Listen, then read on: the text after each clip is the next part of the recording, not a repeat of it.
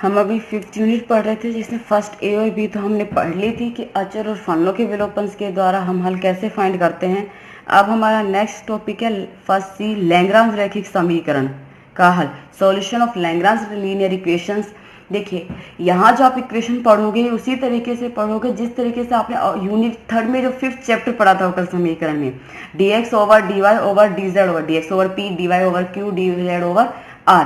वहां पर जिस तरीके से आप दो सॉल्यूशन फाइंड करते थे, कोई भी गुणक लेते थे, गुणनखंड बनाते थे, दो फर्स्ट या सेकंड स्टेप लेते थे, दो सॉल्यूशन फाइंड करते थे, वही क्या होता था, उनका हल होता था।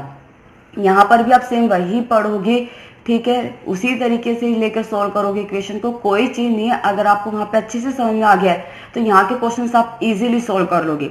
सिर्फ यहाँ पे मुझे ये बताना है कि पूर्ण समाकल, कंप्लीट इंटीग्रल, विशिष्ट समाकल, पर्टिकुलर इंटीग्रल, व्यापक समाकल, जनरल इंटीग्रल और विचित्र समाकल, सिंगुलर इंटीग्रल, ये क्या होते हैं।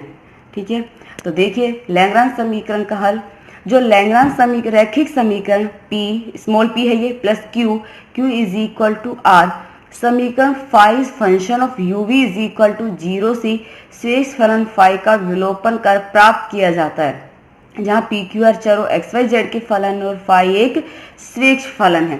देखिए यहाँ पर क्या कह रहे हैं, जो लैग्रांज रैखिक समीकरण होती है वो इस फॉर्म की होती है, जहाँ ये कैपिटल P, Q और R ये तीनों तो किसके फंक्शन है, x, y और z के फलन होते हैं, और ये स्मॉल p वही आपके del z over del x जो आप करते हो, ठीक है, Q del z over del y, ये आंशिक अवकल समीकरण है प्रथम कोटि की। P, Q और R तो क्या है, x, y, z के फलन है और ये आंशिक अवकलन है। इस समीकरण का जो हल है वो आपको इस तरीके से दिया जाता है, phi is function of u v, जहाँ फाई एक श्रेष्ठ फलन है, यू है जहाँ वो एक्स वाई जेड का फंक्शन होता है, वी भी एक्स वाई जेड का फंक्शन होता है। और यू और वी आप कैसे फाइंड करोगे, देखिए यहाँ पे u is function of x y z is equal to C1 और v is function of x y z is equal C2। जब आप इक्वेशन को इस तरीके से सोल्व करते हो, dx over p, dy over q, dz over R, जहाँ ये CO1 और C2 तो श्रेष्ठ अचर हैं, जब आप इस इक्वेशन को सोल्व करते हो दो सॉल्यूशन मिलते हैं u और v की फॉर्म में, वो हल आपको इस तरीके से देना है, phi is function of u v। तो आपका जो सॉल्यूशन है, आपको यहाँ पर भी जो लैग्रांज समीकरण होती है वो इसी फॉर्म की दी हुई होती है, जहाँ p, q, r capital x y z के फलन होते हैं और फाई एक श्रेष्ठ फलन होता है, dx over p, dy over q और dz ओवर r। इनको सोल्व करके आपको सॉल्यूशन देना है और कम से कम दो ही सॉल्यूशन देना है u और v में, जहाँ C1 और C2 श्रेष्ठ अचर होते हैं, u और v एक्स वाई जेड के फलन होते हैं। अगर आपने वहाँ पे 5th चैप्टर अच्छे से किया है, खुद ने सोल्व बहुत अच्छे से समझ के पढ़ा है, तो आप यहाँ पर सोल्व कर सकते हो, अदरवाइज यहाँ पे आप सोल्व नहीं कर सकते हो क्वेश्चन, क्योंकि आपका यहाँ जो आप यूनिट पढ़ोगे वो अवकल समीकरण के बेसिक से ही चलेंगे, और अगर आपने अवकल समीकरण में ढंग से नहीं पढ़ा है तो यहाँ इतना इजिली कुछ समझ में नहीं आएगा। ठीक है ना, अब देखिए आंशिक अवकल समीकरणों के हलों की प्रकृति, कि जब आप ये सॉल्यूशन निकालते हो तो वो सॉल्यूशन किस किस फॉर्म में मिलते हैं। सबसे पहले पूर्ण समाकल, देखो डेफिनेशन तो ये पूर्ण समाकल की, ये मैंने समझाने के लिए एक नोट की तरह है। क्या होता है पूर्ण समाकल, जनरल इंटीग्रल, दो चरों में प्रथम कोटि के आंशिक अवकल समीकरण का व्यापक रूप, function of x y z p q is equal to 0, समीकरण five function of x y z a b is equal to 0 से शेष अचरों ए और बी के विलोपन द्वारा। आपने फर्स्ट ए में पढ़ाई था शेष अचरों के विलोपन द्वारा हल ज्ञात करना, तो ये क्या है, जब आपको एक्स वाई जेड और ए बी होते थे, जहाँ ए और बी कॉन्स्टेंट होते थे, तो वहां आप उस इक्वेशन को सोल्व करके हल देते थे, तो वो किस में आता था, पी और क्यू में मिलता था। तो जो दो चरों की प्रथम कोटि की आंशिक अवकल समीकरण है, ये व्यापक रूप है किसका, इस समीकरण का, जो हम ए और बी के विलोपन द्वारा निकालते थे, पढ़ा था। अब देखिए डेफिनेशन क्या होती है पूर्ण समाकल की, वह आंशिक अवकल समीकरण जिसमें श्रेष्ठ अचरों की संख्या स्वतंत्र चरों की संख्या के बराबर होती है, दिए हुए समीकरण का पूर्ण समाकल कहलाता है। देखिए सबसे पहले यहाँ देखिए आपके पास ये इक्वेशन दी हुई होती है, जहाँ आप ए और बी का विलोपन कर देते थे, ठीक है, तो आपको पी और क्यू मिल जाते थे। दो श्रेष्ठ अचर थे और स्वतंत्र चर भी कितने हैं, दो, क्योंकि z x और y पे डिपेंड करता है, दो ही कांस्टेंट वैल्यूज है, दो ही स्वतंत्र चर है। और पूर्ण समाकल की डेफिनेशन क्या कहती है कि वह आंशिक अवकल समीकरण जिसमें श्रेष्ठ अचरों की संख्या किसके बराबर हो, स्वतंत्र चरों की संख्या के बराबर हो, तो वो क्या कहलाती है, दिए हुए समीकरण का पूर्ण समाकल कहलाता है। विशिष्ट समाकल, जैसा आपने डिफरेंशियल में पढ़ा था कि जो कांस्टेंट वैल्यूज होती है उनको विशिष्ट मान देने पर जो हल प्राप्त होता है वो क्या कहलाता है, विशिष्ट समाकल। आंशिक अवकल समीकरण का ऐसा हल जो उसके पूर्ण समाकल में शेष अचरों को विशिष्ट मान देने पर प्राप्त होता है। क्या कह रहा है ये कि आंशिक अवकल समीकरण का ऐसा हल हो जो पूर्ण समाकल में क्या होता था, यही होता था में शेष अचर ए और बी, अगर आपको इस तरह की इक्वेशन दी हुई है तो आपको ये इक्वेशन सोल्व करके मिलेगी और ये तो ये मिलेगी। आगे बात समझ में, तो क्या है कि आंशिक अवकल समीकरण का जो पूर्ण समाकल वाला हल होता है उस पूर्ण समाकल में अगर हम शेष अचरों को जो कांस्टेंट वैल्यूज होती है उनको कोई फिक्स वैल्यू मान दे देते हैं तो वो क्या कहलाता है, दिए समीकरण का विशिष्ट समाकल कहलाता है।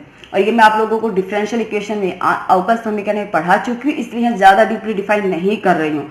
तो अगर समझ में नहीं आ रहा है तो आप पहले वहां पर पढ़ना फिर समझना, और फिर भी समझ में नहीं आता है तो आप मुझे बता देना, मैं आपको फिर से रिपीट कर दूंगी। व्यापक समाकल, जनरल इंटीग्रल क्या होता है, एक प्रथम कोटि के आंशिक अवकल समीकरण का हल phi's function of u v is equal to 0 रूप का होता है। यह दिए हुए समीकरण का व्यापक हल कहलाता है। देखिए इसको मैं यहाँ से समझाती हूँ। आपके पास लैग्रांज रैखिक समीकरण दे दी, उसके बाद आप इसे इस फॉर्म में लिखोगे। इस फॉर्म में लिखने के बाद आप दो सॉल्यूशन निकालोगे, या तो फर्स्ट और सेकंड स्टेप लोगे, या सेकंड थर्ड लोगे, या फर्स्ट और थर्ड लोगे। ठीक है, दो सॉल्यूशन निकाल दिए, वो क्या हो गए, u और v। और ये दोनों सॉल्यूशन जब इस समीकरण का जो हल है u और v, आपने दो सॉल्यूशन निकाल लिए, इनको हल करके वो इस फॉर्म में दिया जाता है जहाँ u होगा आपके पास और v भी होगा आपके पास। तो आंशिक जो अवकल समीकरण होती है प्रथम कोटि की, उस समीकरण का जो हल है वो इस फॉर्म का होता है phi's function of u v is equal to 0। और ये क्या कहलाता है, दिए हुए समीकरण का व्यापक हल कहलाता है।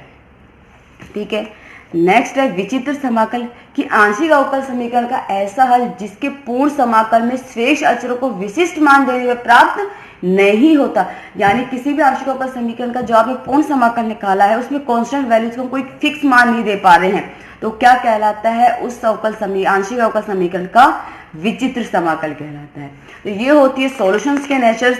एक है पहला पूर्ण समाकल, विशिष्ट समाकल, व्यापक समाकल और विचित्र समाकल। ठीक है, अब हम एग्जाम्पल सोल्व करते हैं और मैं आपको फिर से रिपीट कर रही हूँ, आपके एग्जाम्पल उसी तरीके से जैसा आपने पहले पढ़े हैं। देखिए यहाँ पे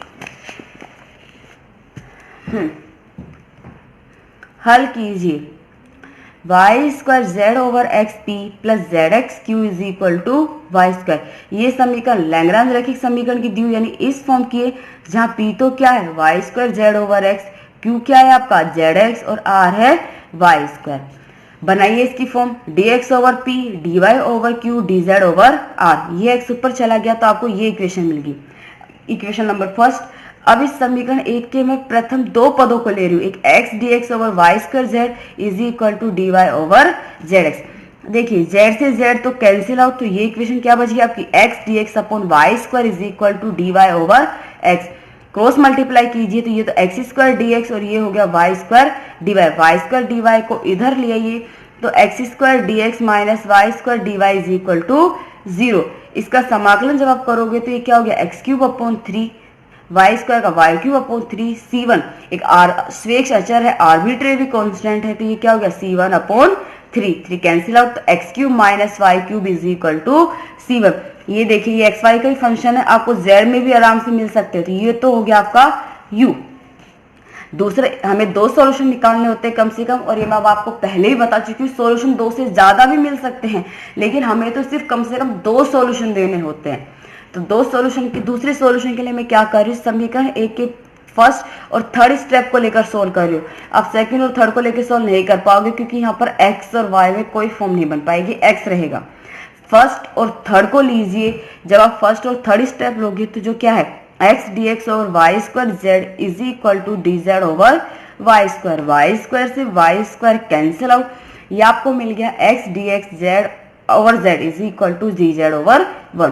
क्रॉस मल्टीप्लाई कीजिए तो x d x is equal to z d z, इसे इधर ले तो x d x minus z d z is equal to 0। इसका इंटीग्रेशन करोगे तो x square by 2 minus z square by 2 is equal to C2 upon 2। C जहां पर C2 शेष अचर है, 2 cancel out, x square minus z square is equal to C2। ये हो गया आपका दूसरा सॉल्यूशन। ठीक है, मिल गया आपको इसके सॉल्यूशन। और हम इनके सॉल्यूशन किस तरीके से देते हैं, phi of u v is equal to 0, जहाँ ये u और ये v, तो u तो क्या है x cube minus y cube और v क्या है x square minus z square. तो दिए हुए समीकरण का व्यापक हल क्या होगा, phi is function of x cube minus y cube x square minus z square is equal to 0, जहां फाई एक शेष फलन है। इसका सॉल्यूशन आप इस तरीके से भी दिए जाते हैं कहीं कहीं पर कि x cube minus y cube is equal to phi is function of x square minus में जेड स्क्वायर, जहाँ फाइव एक शेष फलन। आप इस तरीके से दे सकते हो बुक में आपके दिया, लेकिन हम नॉर्मली इसी से सॉल्यूशन देंगे ताकि आपको ये इजी रहे। कहीं पर ये भी दिया हुआ होगा तो कंफ्यूज मत होना, आगे आपको बात समझ में, क्योंकि कई जगह इस तरीके से दिया हुआ होता है u is equal to five function of v या फिर v is equal to psi function of u, इनमें से किसी भी फॉर्म से दिया जा सकता है। ठीक है, तो अब आप इसके एग्जांपल सोल्व कर लेना, मैं आपको पीडीएफ सेंड कर दूंगी। सोल्व उसी तरीके से होंगे जैसे आपने 5th चैप्टर किया था, अगर वो अच्छे से है तो। अगर फिर भी कुछ, मैं आपको सारे क्वेश्चन की वजह से पीडीएफ सेंड करूंगी, लेकिन अगर किसी भी क्वेश्चन में कोई भी डाउट आता है, कोई चीज़ समझ में नहीं आती है, तो आप मुझे बता देना, मैं आपको फिर से रिपीट करके समझा दूंगी।